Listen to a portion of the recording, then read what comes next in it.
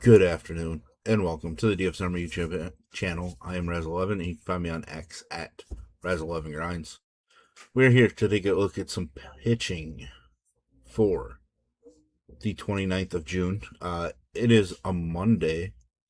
We have an 11-game main slate, which is one of the stronger main slates on a Monday that I can remember. I don't believe we have any weather to worry about. We have quite a few places that are hot, and expected to be a little bit more offensive of a night than we've seen the last handful. So that should be fun. That's going to make pitching extra important. A reminder that this is a first look at the pitching options on the slate, and I will be looking at DraftKings as that is where majority of my action is. If you play in FanDuel, cut my pool in half or so. Pricing isn't quite as tight. You don't have to be as creative. It allows you to get stacks you want with an upper tier-ish pitcher. Let's just jump right into pitching. Overall, the pitching slate looks kind of questionable. We don't have super expensive options to try to jam in tonight, which is probably a good thing because we have a game in Coors, we have a game in Wrigley with the wind blowing out, and then we have a game in Sacramento, including the Dodgers. So it is kind of a spot where some expensive bats probably make a lot of sense. Thankfully, we don't have to jam in like a 13K Miz, an 11K Christopher Sanchez, etc. So we'll go game by game here for 11 games. 23 pitchers to worry about. One opener situation tonight ahead of us. So Detroit, the Yankees. The Yankees offense overall has kind of been weak. So I wonder if Casey Mize is somebody that we want to utilize. Casey Mize has got some pretty extreme reverse splits, and that should come into play against this Yankee squad, as we should expect the majority of the Yankees lineup to be left-handed this evening. So I really do think that Casey Mize is super interesting on this slate. He's been pretty solid all season. His last couple have not been great. Last one being against the Yankees is obviously a worry. Pitching on the road, he hasn't been the greatest either, but still, I do think there's some upside for him. I'm not in a hurry to go super heavy on him, based on the ballpark that he's pitching in, but I do think there's a route to some success for Casey Mize. On the other side, we get Ryan Weathers. Looked pretty good against the Tigers the last time out. 2 starts ago was really strong as well. Had a rough stretch of 4 starts in 5 days. 4 of his 5 starts, I should say, where it's pretty rough, but still, double-digit strikeout upside is always important to see.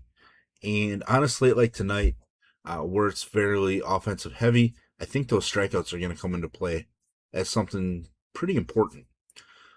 He's been even better in this ballpark this season, which is nice to see, considering it's more of a hitter's park. But being left-handed, I think, puts him in a great spot against a team like Detroit. Mets, Toronto. This is an interesting one. Sean Manaea is kind of debatable because Toronto isn't as strong against left-handed pitching as you might think. Now, they don't really strike out. I think their strikeout rate against left-handed pitchers is around 21.5%, which is a jump.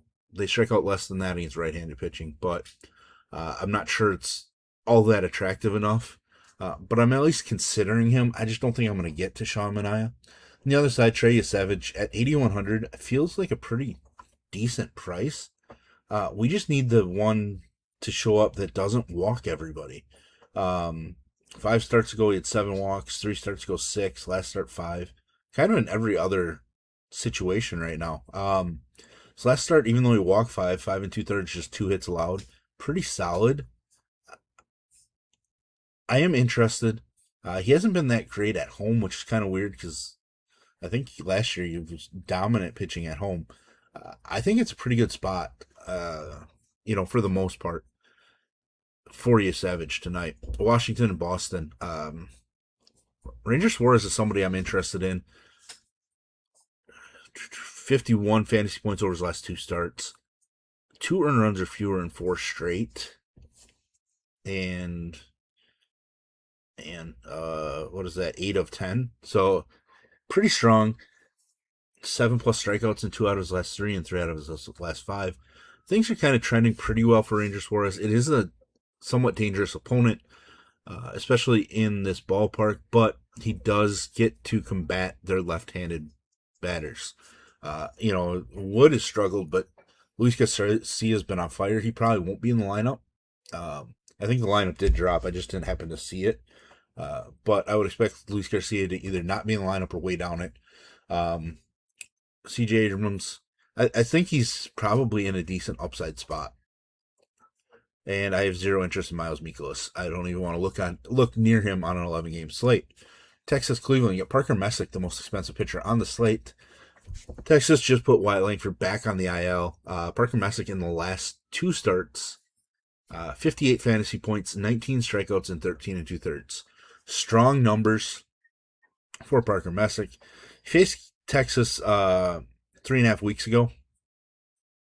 Gave up a couple home runs in 5 2/3. Took the L, but still pretty solid game. He just didn't have any strikeouts. I think the matchup is decent enough for him. He's pitching at home. I mean, his numbers are virtually the same, but the big thing is just 2 home runs allowed in 46 2/3 innings when pitching at home. I think there's enough upside to pay that price tag for Messick tonight. On the other side, Texas, they're going with an opener in Tyler Alexander. Was he the max of 2 innings, 2 1/3 this season? So definitely an opener scenario.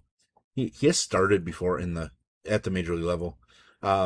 We don't know who the long reliever is going to be. DK is leaning towards Winston Santos. I kind of am as well, but we need to get some sort of information here. If it is Santos, I'm kind of interested. You see that 7.44 ERA in the minors this season, and that scares you away. But notice the 58 strikeouts in 42 1/3 innings. There's a ton of upside in the arm, and that Cleveland lineup is obviously weaker. So I am a little bit intrigued. I just don't know if we're going to get the information we need ahead of tonight's slate to really consider Santos. But he is somebody with one of those big arms that I'm kind of interested in when they make debuts. Cincinnati, Milwaukee, Nick Lodolo. I just can't get there. I want to. I've always been a Lodolo fan. He's just not throwing a ton of pitches early and often. I'm just not seeing a whole lot of upside out of him at this point.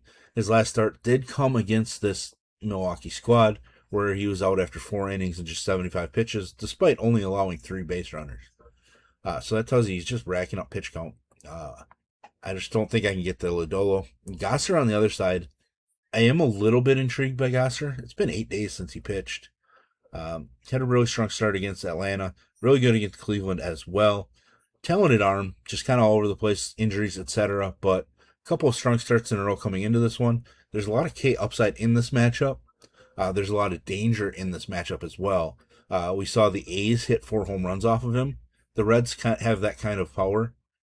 So it is a spot where I definitely want exposure to Reds bats, but I don't mind sprinkling in some Robert Gosser in your player pool this evening. San Diego and the Cubs, wind blowing out in Wrigley, like 90 degrees. It's just an offensive park. Shota, when the wind's blowing out, tends to be in trouble. A lot of home runs allowed with some wind blowing out. So not somebody I'm interested in this evening, and I'm just not playing Griffin Canning either in that ballpark. I would get, Shota probably has more home runs allowed, but there's a chance that Griffin Canning just allows a ton of base runners in this game. Minnesota, Houston, really debating the pitching in this game. I don't know if I'm going to get to either guy, but they're in consideration. Lambert's got some extreme reverse splits so far this season. His main issue has been the home run over the last 4 starts. All but one of the runs were involved in a home run, I think, unless that one was a 2-run homer in the last start. I don't remember for sure, but he's given up 5 home runs over the last 4 starts. 6 runs is all. Twins offense has obviously been scoring some runs, but those Lambert reverse splits are really intriguing. I kind of want to look at the Twins lineup a little bit just to get an idea, but I'm really considering Lambert tonight. Zebby Matthews on the other side, probably not somebody I'm going to get to. He's had a home run issue as well. But his his turns into a multi-run issue. 2+ earned runs allowed in, 7 straight starts? 3+ in 3 out of those 7. So not enough K upside right now. I do think he has K ups in his arm. Just doesn't really look like it so far at the major league level. One of his best starts of the season did come against Houston. So maybe, but I just don't think I'm going to get there. He is pitching on the road where he's been absolutely atrocious. Maybe a little bit unlucky, but still been really bad on the road. So really it's Lambert for me or nobody in that game. Still debating. Miami and Colorado in Coors. No thank you on Sean Sullivan. I don't know what to do with Sandy Alcantara. Essentially 5 straight starts at 20+ fantasy points. Strikeouts, he hasn't really been giving up home runs. Walks had been kind of eliminated until his last start. I think there's a chance for Sandy to get it done, but it's a super volatile spot because when things are a little off with him, he just walks a bunch of guys and allows a bunch of base runners.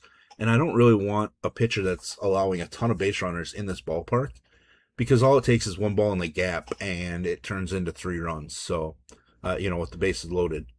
His first start of the season did come against this squad, and he absolutely was dominant against them to begin the season. Obviously, big difference between then and now, but still, Colorado's one of the weaker teams in baseball, so maybe Sandy needs to be mixed in.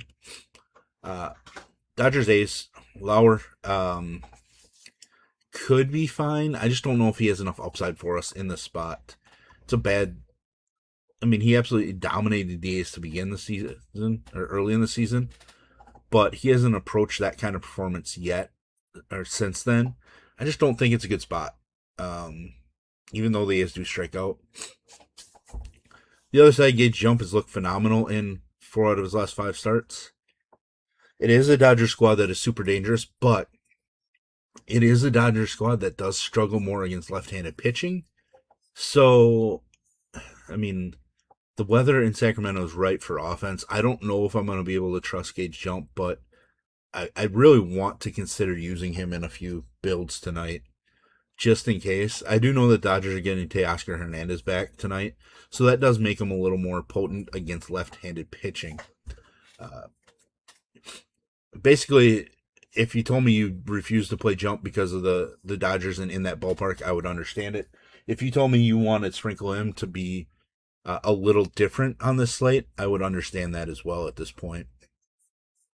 San Francisco, Arizona. Eduardo Rodriguez has been a decent pitcher. The walks are high, strikeouts really aren't there. He's just kind of getting away with stuff. He could go out and be fine tonight. I just don't think I can use him. He did put up nearly 21 DK points in the first meeting with San Francisco. He's been worse. Well, he's actually been better at home. I have those slots backwards. Strikeout numbers are terrible at home, but he's been far better when pitching at home. I almost feel like there's got to be some negative regression coming for Rodriguez. But you can consider him for sure. I don't think I'm getting there. I also don't think I'm getting there on Tyler Mahle, even though the Arizona offense has struggled a bit. Last game of the night, Kirby and Ryan Johnson. Ryan Johnson coming off of a ridiculous start where he had a no-hitter into the 6th, I think it was. 8 strikeouts, by far his best performance at the major league level.